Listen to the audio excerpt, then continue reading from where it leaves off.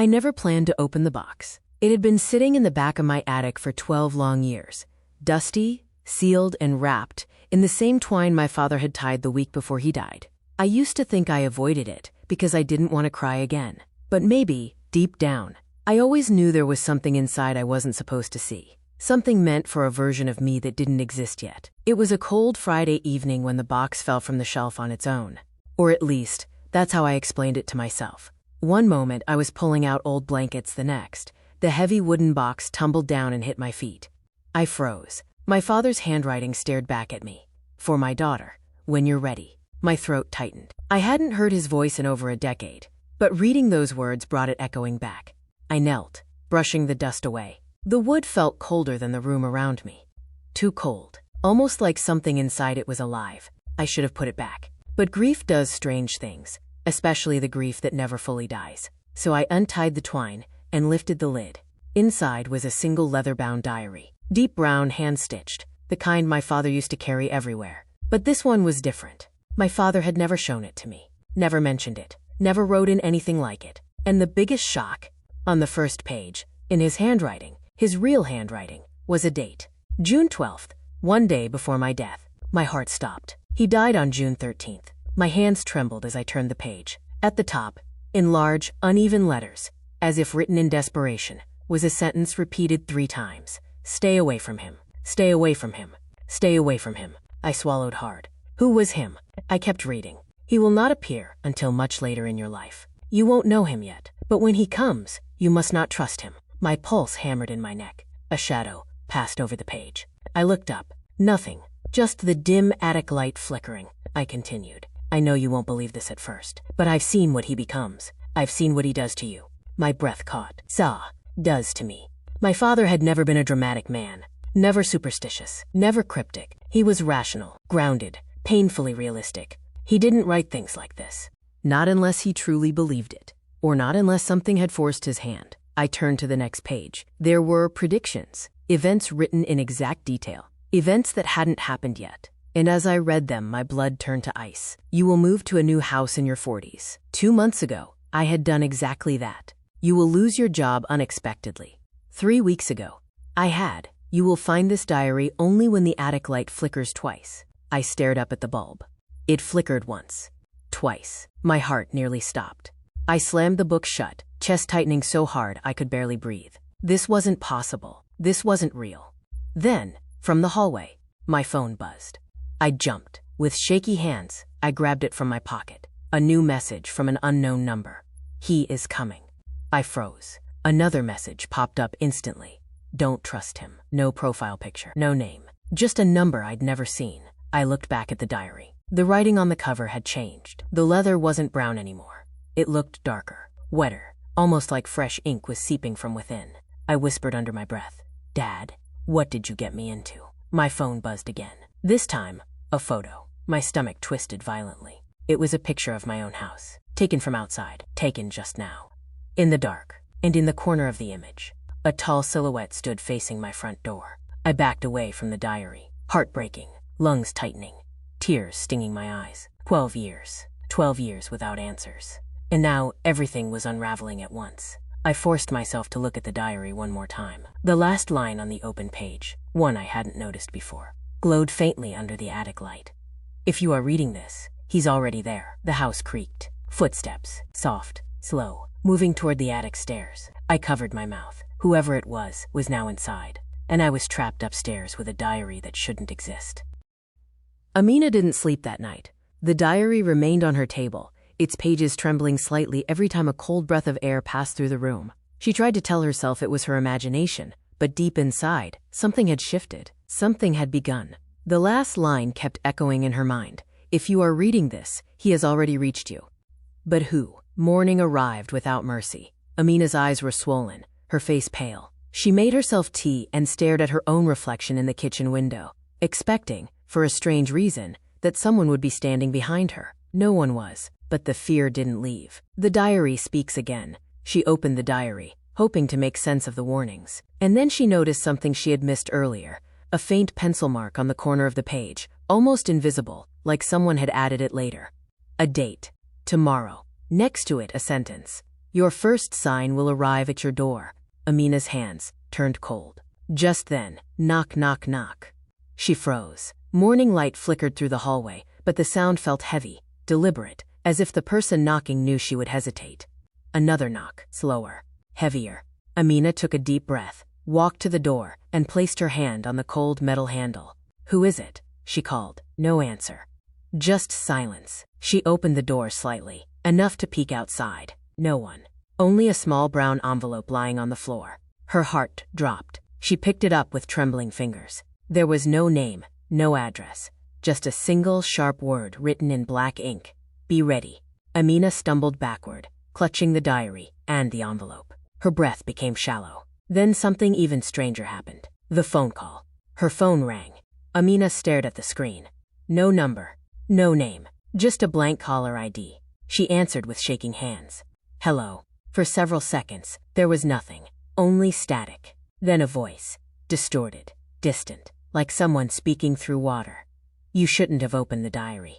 Amina froze. "Who are you?" she whispered. The voice grew softer but clearer. "He is closer than you think." The call ended. Amina collapsed into the nearest chair. Her mind raced. Fear crawled up her spine like ice. And then, as if on cue, the diary flipped open on its own. A new line had appeared. One she swore hadn't been there before. "He is inside your life now. You will meet him tonight." Amina felt the room closing around her. Tonight. Everything would begin tonight. The first sign had already arrived. The rest of the day passed like a shadow. Amina felt watched, not by a person, but by time itself. Every sound felt too clear. Every movement in the corner of her eye felt deliberate. She kept replaying the phone call again and again. "He is closer than you think." But who? Who could possibly be coming for her? Before sunset, Amina opened the old family trunk her father used to keep in his study. Maybe the diary belonged with the rest of his things. Maybe she could find answers there. Dust rose like smoke as she lifted the wooden lid. Inside were photographs. Some faded, some torn, some turned yellow by years of silence. She picked one at random. Her breath stopped. It was a picture of her father, holding her hand, standing beside a man whose face was scratched out violently, as if someone wanted him erased from existence. Amina's pulse spiked. She flipped the picture around. On the back, in her father's handwriting, "Never let him near you." Her eyes widened. Was this the person the diary warned about? She searched frantically through the trunk and found 2 more photographs, each with the same scratched-out face standing near her family. Her hands shook uncontrollably. The knock returns. But this time, different. Just then, knock, not at the door. This knock came from the window. A slow, dragging, unnatural knock. Amina turned her head toward the living room window, her breath trapped in her chest. The curtains were drawn, but a dark silhouette stood behind them, not moving, not breathing, just watching. Amina couldn't move. Her knees felt weak, her throat tight. The shadow raised a hand and pressed it against the glass. Amina stumbled back. No, no, no. The knocking stopped. Silence, absolute silence. And then her phone lit up again. A message from an unknown number. Only one sentence. "Look behind the last photograph." Her hands trembling, she picked up the scratched picture again. Carefully, she peeled the old photo paper apart, and a tiny folded note fell into her lap. She unfolded it. It wasn't written by her father. It was written in her own handwriting. Amina stared at it, horrified, as if the world beneath her feet had shifted. The note said, "Look behind the last photograph." Her hands trembling, she picked up the scratched picture again. Carefully, she peeled the old photo paper apart, and a tiny folded note fell into her lap. She unfolded it. It wasn't written by her father. It was written in her own handwriting. Amina stared at it, horrified, as if the world beneath her feet had shifted. The note said, "He finds you tonight. You must leave the house before 11:47 p.m. Amina's mouth went dry. She whispered to herself, This isn't possible. I didn't write this." But she recognized the handwriting. It was hers. Exactly hers. The same loops, the same slant, the same pressure on the ink. But she had never written it. Her heart pounded violently. The clock begins its countdown. The wall clock showed 10:12 p.m. 1 hour and 35 minutes left. Suddenly, the diary fluttered open again, violently, as if someone slapped it. A new message across the page. "Run." Amina stared at the word, her breath shaking, her pulse screaming. And then, the front door handle began to turn, very slowly.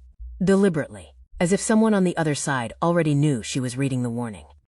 The night she wrote herself free, the diary lay on the floor between Amina's shaking feet like a small, dangerous heart. The house had gone silent, in the way only a place that knows something terrible is about to happen can go silent. Every clock, every creak, every ordinary sound sucked into a vacuum of waiting. She checked the clock again. 10:36 p.m. Less than an hour to the time written in the note she had found in her own handwriting. Less than an hour until the man would come to the door. She thought of the face in the drawing, half shadow, half man, and something cold and bright slid behind her ribs. Whoever he was, he had been waiting a long time. Her father's frantic instruction had meant something. Her own handwriting, the future note, had meant something. Time was folding on itself like paper. A soft thump came from the front door. Not a knock. A thump of deliberate patience. The house answered with a long, low hum, as if it had been waiting just as long as he had. Amina gathered herself. She remembered with sudden, furious clarity a fragment of something she had not known, she had once known. A word her father had muttered that never made sense until now. Contract. Contracts were promises made with edges. Promises remembered were promises kept. Whoever you are, she told the empty hallway, surprising herself with her own steady voice. I won't. The door clicked. The handle turned slowly. A face appeared in the narrow slit of the open door. Not a full face. A suggestion of a face, like someone had cut a shape out of darkness and laid it over a skull. He smelled faintly of old paper and rain. He smiled the way a thing that collects names smiles. Not with warmth, but with recognition. You remembered, he said, as if that pleased him. Good. That will make this easier. Amina gripped the diary and stepped forward. Her knees trembled, but she walked. Each step, a small rebellion. You know me? She asked, voice small. He laughed. A sound like leaves shaken in a dry wind. Not you, he said. Him, the man who promised, the one who bargains. You promised him once. You told him you'd keep your end when the time came. He keeps very careful records. The word promised cut through her. The taste of it. Old, bitter, the salt of a bargain. A memory that was not yet hers rose up like something dredged by a hand. A lean kitchen table, a lighter, a cigarette bringing heat to a cold night, the shadow of a decision pressed into skin. She had done something then. She had traded. For what? For safety? For someone's life? For forgetting? The pieces fell into place, jagged and terrible. The scratched-out faces in the photographs, the torn edges of her father's old notebooks, the box she had found in the attic. She remembered a future she had once lived, a future that had hurt so badly she had chosen to erase it. And she had left herself directions. You left that warning, she whispered. You left the diary. Yes. The man's voice moved like smoke. You left it to yourself. You thought you could fix it by remembering later. You thought remembering would let you choose. Some do, some don't. He reached for her. The motion was slow, patient. Amina held the diary to her chest like a shield. Why? She asked. Who did you take? Who do you want? The man's smile widened. He circled the doorway like a tide. I collect agreements. I collect what people are willing to give. Memory. Time. A name. Little sacrifices that keep him safe. He nodded toward the darkness around him. It keeps the loop tidy. Keeps the promises from fraying. Her heart was hammering too loud to hear the rest. She pictured her father, the journals, the handwriting, the urgency. She pictured the note in her own hand.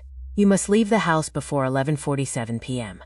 She pictured the photograph with the scratched-out face. The image fell into place like teeth clicking into a jaw. If she had once promised him herself, if her future self had written the diary, then she held the key. Futures are elastic. They can be rewritten if someone is brave enough to change what they promise. Show me proof, she said suddenly. She knew she was stalling. It didn't matter. She needed time, but the man obliged, stepping back as if he'd expected the request. He drew from his coat a small bundle bound with twine. Inside were slips of paper, brittle and thin, names, dates, photos. The slips fluttered like moths in a jar. He tossed one toward the floor. Amina caught it with a trembling hand. The name written there was the name of a woman she had loved and then lost years ago. A neighbor who had vanished the summer Amina was 20. Her chest broke. You took her, Amina said. Because I promised? The man's smile was the same as the crack in a mirror. You promised to give something when it was time. Time is now. The diary in her hands felt suddenly heavy in a new way. Not weight, but consequence. The pages were not merely warning her. They were a ledger. A contract written in ink and time. The last page, the one she'd seen flashing its glow, contained not only the line, "If you are reading this, he's already there," but blank lines beneath it like an unwritten signature. If she could find the courage to write there, to alter that signature, then perhaps she could change the terms. "You want me to sign again?" she asked, voice steadier than she felt. "Make another promise?" He inclined his head. "It's how contracts are made. Promise, and I collect. Refuse, and I take." Amina thought of all the faces on his slips, the holes he had left in families, the small lives he'd traded for other things. She thought of the photograph, her father's last frantic pages, the note she had written to herself. She thought of the little girl outside her porch, of the voice that had whispered, "Don't go down there," of the years of forgetting she'd begged for. A choice opened before her like a valley. Sign, and someone else pay. Refuse, and suffer herself, and possibly break the cycle. A memory rose up then, clear and bright as sunlight. A younger Amina at a kitchen table, pen in hand. She saw her own face, older and tired, writing instructions in the diary, pressing the pen so hard she had cut the paper. In the memory she'd once buried, she had already decided. She would write herself free by rewriting the ledger, but it had cost her something no ledger can hold, the continuity of self. She would become the warning, the diary, the reason her past self could choose. She had chosen to sacrifice her memories to trap him later. That was the loop. She realized then what she had to do. She set the diary on the small hallway table. The man watched, head tilted. "Write it," he prompted in that soft, patient voice.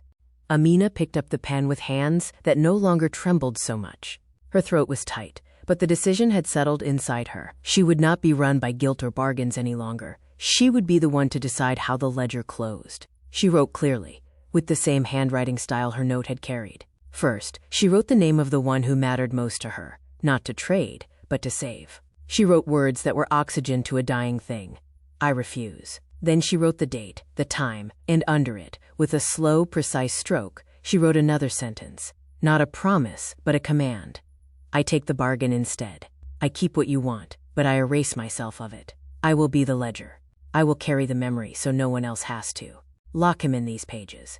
Ink soaked the paper. The diary trembled, as if it were breathing. For a moment, she thought she heard the sound that had fallen like static across the house, the sound of contracts being rearranged. The man's smile faltered. His shadow shivered. "You can't," he began, but the words died under the soft click of something sealing.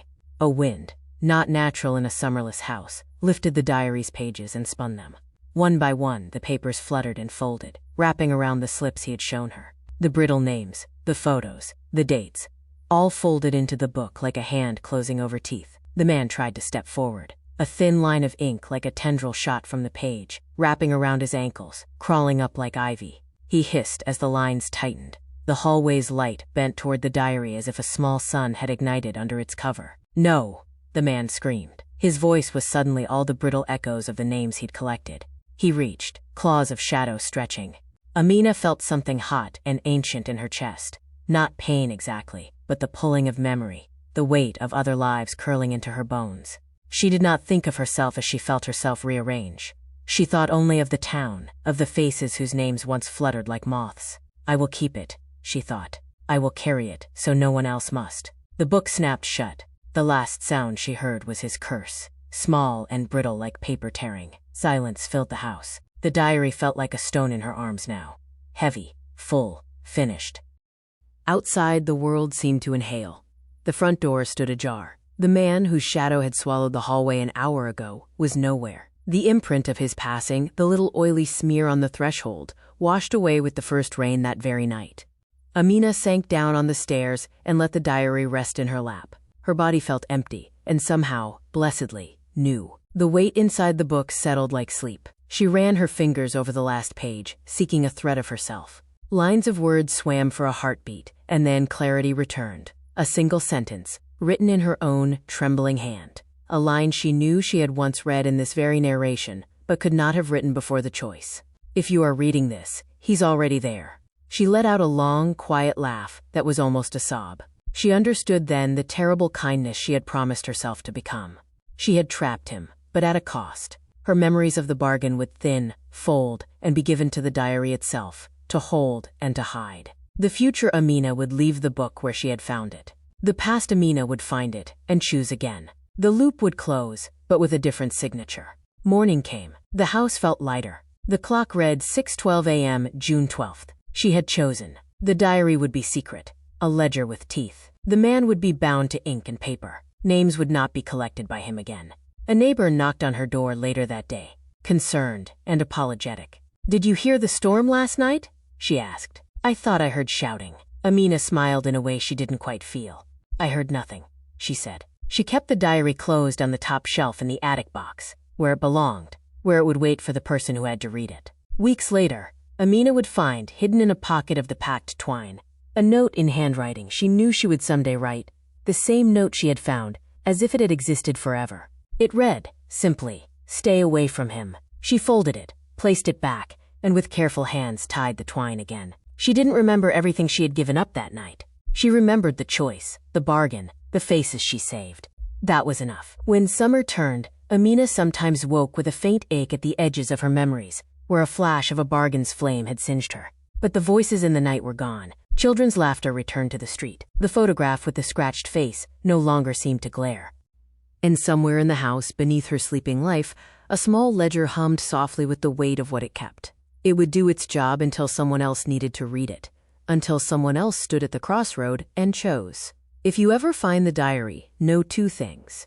It was written by someone who loved you enough to be unmade for you, and it can be opened again only by a willing hand.